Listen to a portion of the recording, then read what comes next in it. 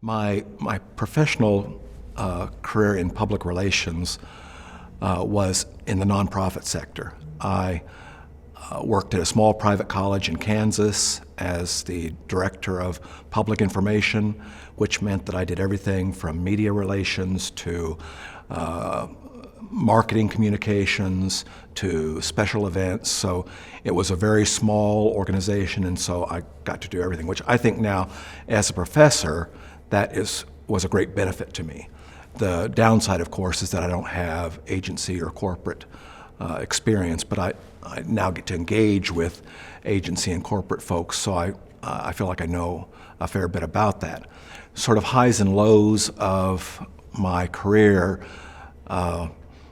So I went back to school to get my Ph.D. I graduated in 2001, and I went to work for the University of Alabama and worked there for 3 years before going on to the University of Georgia, where I've been since 2004. My highs probably during my professional work was we planned a week-long centennial event for this college, and that was probably one of the highs because of all the moving pieces, and it went well and people enjoyed it. In terms of my current role, I think probably the highs are any time that I can work with professionals to bring new opportunities for students. For example, we are just this summer for the first time, we've got a couple of students who are interning at eBay in San Francisco, and that's for me exciting because it's an opportunity only for our students, and it's something that being in the Southeast, to spend a summer on the West Coast in Silicon Valley is pretty cool. My definition of leadership in PR, I think that it has components.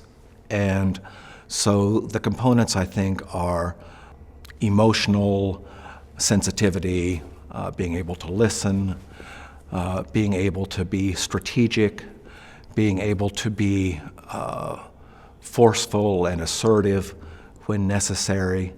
First and foremost, being able to listen and to act on that, because as a leader you need to be able to listen to the concerns of your subordinates. You need to be, in public relations, you need to be able to listen to the concerns of your various constituent groups, and then from that you sort of do the emotional intelligence, and how do we move this knowledge to something that is going to be relevant and helpful to the organization and also to the publics involved.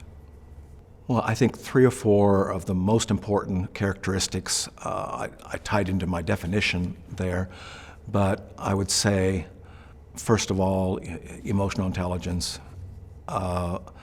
Secondly,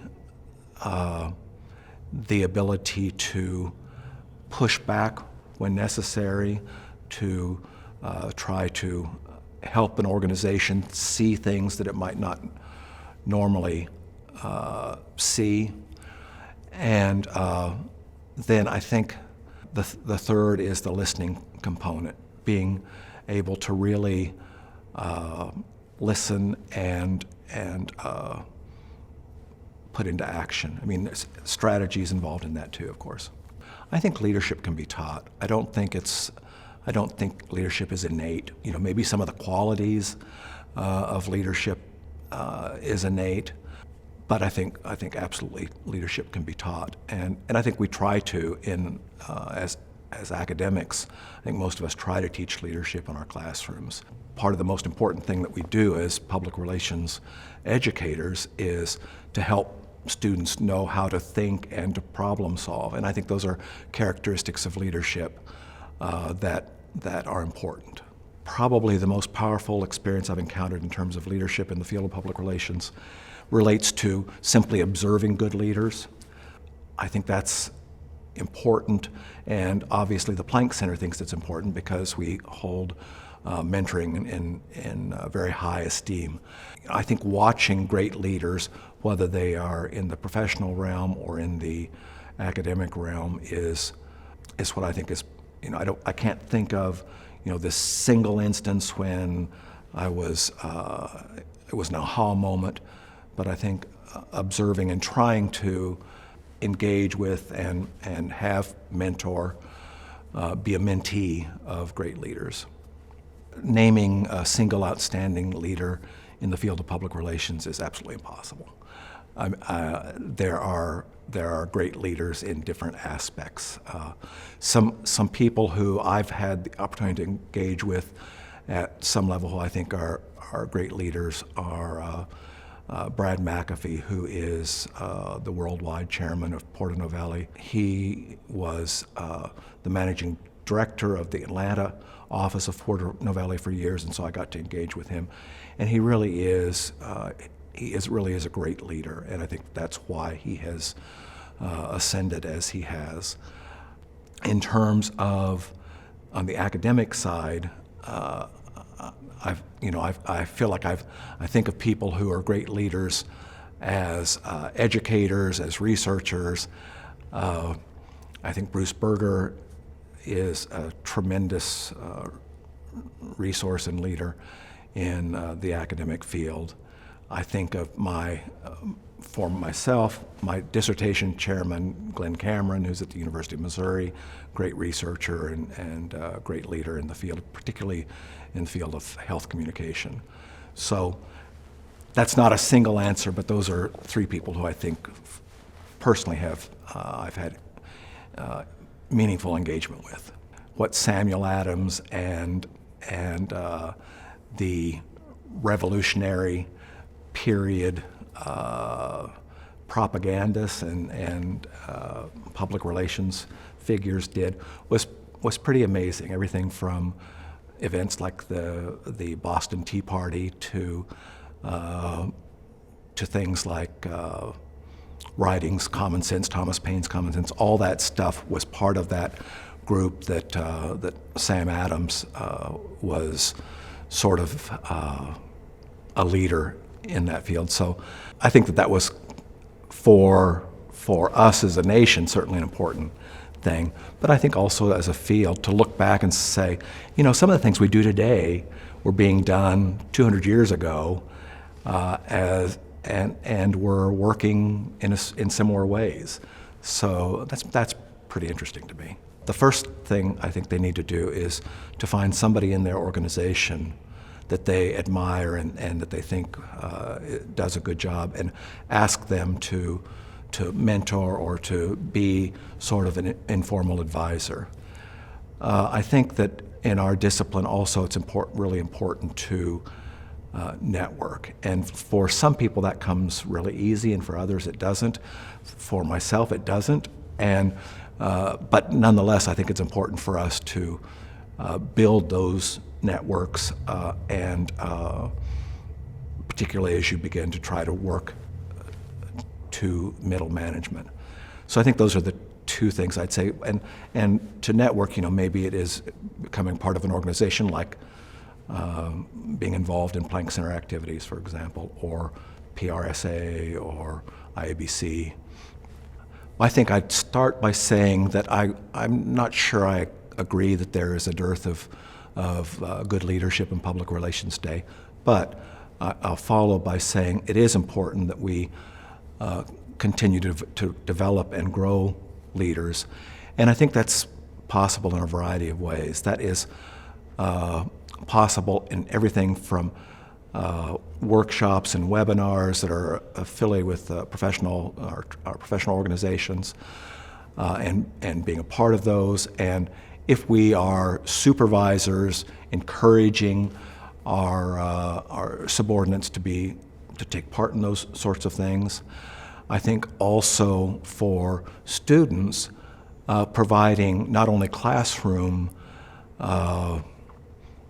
input, but extracurricular opportunities to build leadership. I know that both the University of Georgia and the University of Alabama have leadership initiatives for diverse populations, And I think that kind of thing is what we all need to be doing as educators. I think of a couple of things in terms of great leadership. One is political and historical, and one is more contemporary and within our profession. The first, the historical, I think of, and I think this is important in our discipline because it shows the use of different media as they become available.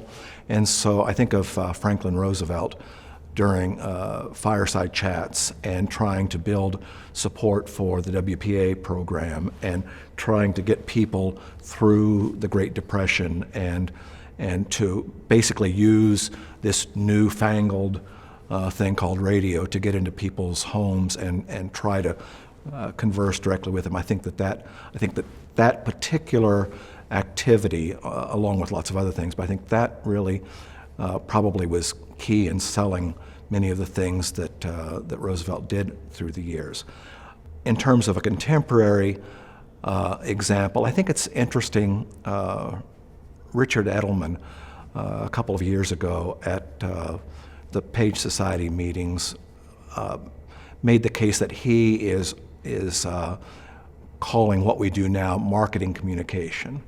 And whether you agree or disagree with that is less important to me as just the concept of how our field continues to develop and grow, and how we as practitioners have to think about what we do to sort of stay cutting edge. And so I think, and at that time, a couple of years ago when Richard made that speech at the Page Society, it caused a lot of chatter in the trade publications. And so I think it was something that was relevant to think about. Because right now we've got, particularly in social media, we've got the blending of advertising and public relations and marketing all sort of in this gray, amorphous area.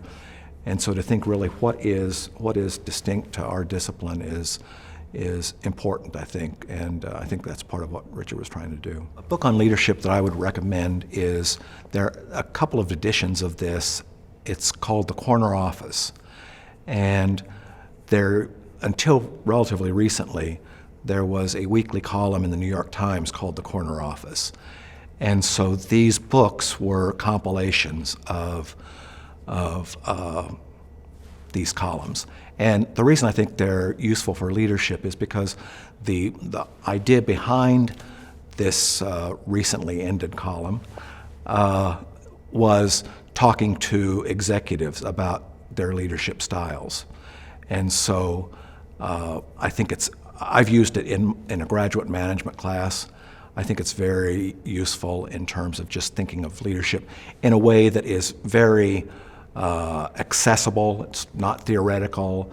It gives you sort of real life people that you can look at. So I think that's The Corner Office would be my pick for right now. I think public relations has become more legitimate because it has taken on more responsibility within organizations. So rather than simply being publicity or media relations, which for a long time that's all people thought public relations was, to be more a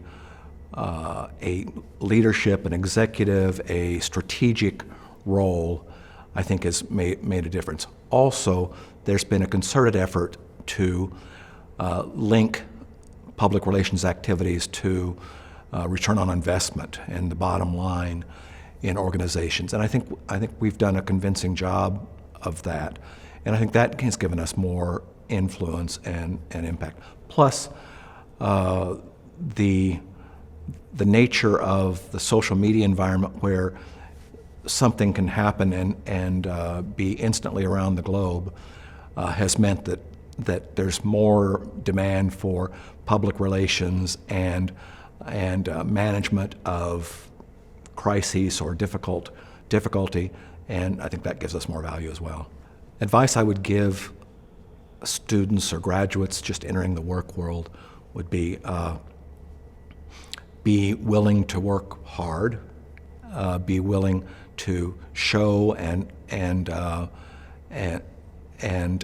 not be afraid to offer your opinion, even when you are maybe feel like you are in a room of people who are so far removed from your level. You're in the room because they want to hear from you, and so be sure that you're not shy about sharing your well thought out opinion. I think also I've talked earlier about identifying a mentor and finding someone who can help you through that. But I think the most important thing is just being confident and not being overly confident, but knowing that the reason you've been hired, the reason you're in the room is because the organization thinks you have something to offer them. And so if you are quiet and if you don't provide that input, you're cheating yourself and you're cheating your organization. If I was hiring a new public relations professional today, the kinds of things I would look for would be some level of experience through internships or that sort of thing. But more importantly, I think a willingness to be a creative thinker. That doesn't mean that you have to be creative in the designing brochure sense, but being a creative thinker and problem solver. I also think that it's important to have someone who listens and distills and then can synthesize information and share it. So I think probably those kinds of things. It would be more, and of course interpersonal sorts of issues. Is this person going to be a good colleague? Is someone who's going to work well with our various constituent groups and various publics? And so those are the kinds of things I would look for. I think it is incumbent upon university educators to provide students with leadership skills through purposeful units within a course. I think a logical course for that would be something in the area of management, but also in if there are case study courses or opportunities within the university for extracurricular opportunities. For example, most or many universities have leadership opportunities either through clubs or through student-run agencies, and I think providing those kinds of opportunities are also essential. So a combination of curricular and extracurricular. Diversity and inclusion is essential in public relations, and unfortunately our workforce is not as diverse as it should be. That's something that I think the profession is grappling with and is trying to address. There are certainly lots of diversity initiatives in various trade organizations, professional organizations. Something that we're doing at the University of Georgia is we have for 2 years now, over our spring break, done something that we call AdPR Academy. And AdPR Academy really is a week-long kind of boot camp for minority students, and minority students in the largest sense of that word. But what we do is they put in 12-hour days. We have a curriculum that is taught by professionals in Atlanta. This is all held in Atlanta rather than on campus, which is in Athens, Georgia. And so professionals from some of the big brands, Delta, Coca-Cola, Home Depot in Atlanta, as well as major advertising and public relations agencies, come and teach these units to students. Simultaneously, the students are working on a campaign project that they present at the end of the week, and so they have to solve a real-world problem and put this together. And this has been really something that I'm very proud of that we do at the University of Georgia, and it's growing. The University of Alabama does a leadership program for minorities. It's a different model, but it's a very important program as well. So I think those kinds of things that we can do as educators are important, and the industry is doing its own things. But I do think everybody knows that we need a more diverse workforce.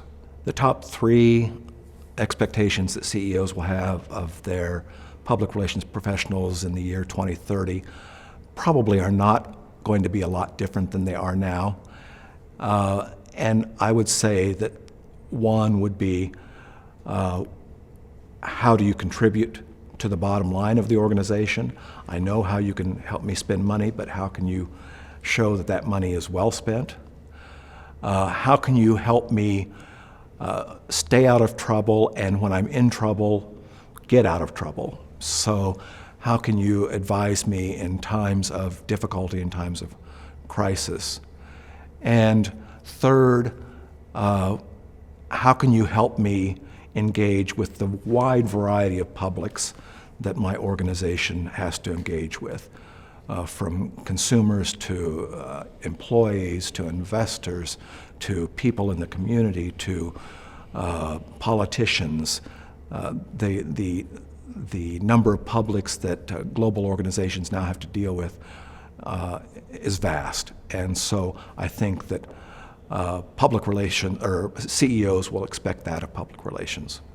The issues that I think will become a wake-up call for public relations professionals are linked to, I think, sensitivity of different groups of people. I think that things like the Me Too and Never Again movements, whether that is sexual harassment or gun control, I think those kinds of things are wake-up calls that people expect different behavior. I think particularly in the workplace, the issue of sexual harassment and also, unfortunately, continued sort of latent racism that occurs in the workplace. I think these are things that should be wake-up calls, and I think given the kinds of things that we're seeing in the news right now in 2018, I think that wake-up call is happening. My leadership tip is listen. My mentorship tip is to give back. None of us have gotten to where we are without someone helping us along, and as mentors, we need to be mentors and give back to those who are coming behind us. It's the right thing to do. My networking tip is to develop meaningful networks. Don't try to engage with everyone in the room necessarily, but find people who are meaningful to what you want to do and what you're interested in and what problems you're trying to solve, and network and build relationships with them. My go-to news source is the New York Times and CNN online. I'm an old-fashioned, I still like to have paper in my hand, so while I read the New York Times online, I also get it at home and enjoy reading it in the comfort of my lazy chair. But those are my two, I think. There are so many. Every leader is responsible to their subordinates and to those that they are trying to help develop. The lesson that's taken me the longest to learn is, I'm ashamed to admit, but organization. Organization and time management, really. I'm not sure I still have learned it. It continues to be a struggle, but that's really important in public relations, and I struggle with those things. Habits in my daily routine that strengthen my leadership skills, I think, are trying to engage with all levels of people in my workplace, trying to understand and listen to all types of students, And I think that knowing people with different experiences improves my ability to lead. Organizations need to prepare for a PR crisis in a variety of ways. One is to have at least the broadest outlines of a plan. So who do you contact? What is the network that's important? How do you contact people who need to be informed? That sort of knowing who should be in the mix of communication is probably the most important thing. I think it's also important to have on a regular basis some sort of conversation or workshop. I don't think that you have to have a kind of a event or something that you sort of play out in real time, but I think talking about and sort of, we call it tabletop, having a tabletop kind of discussion about if this happens, who does what, and walking through that. I think those are ways that every organization needs to be prepared for crises. The central elements of a crisis communication plan are, first of all, who needs to be the first to be informed, how they're going to be informed, who's responsible for informing them, also how you're going to update information. The thing about crisis communication is that usually in a crisis there's an information vacuum, and that vacuum is going to be filled by someone, and it is important that we as the communicators for the organizations are the ones to fill that. Otherwise, that leads to rumors and panic and those sorts of things. So knowing how communication is going to happen and by whom, to whom, I think is probably the most important part. Key messages, those vary depending on a crisis. You can certainly develop messages for crises that are predictable. If you are in the airline industry, you've got some things you predict might go wrong. If you're in the food service industry, you've got some things you could predict might go wrong. Planning for those is important in terms of a crisis plan as well. I think your leadership style during a crisis should change, maybe very little. If anything, I would say that you need to be more, you need to exude confidence, you need to be assertive, you need to be able to be decisive, make quick decisions. Hopefully all of those things you do on a daily basis, but they are sort of must-dos when you're in the throes of crisis. Crisis on social media is a special problem. And,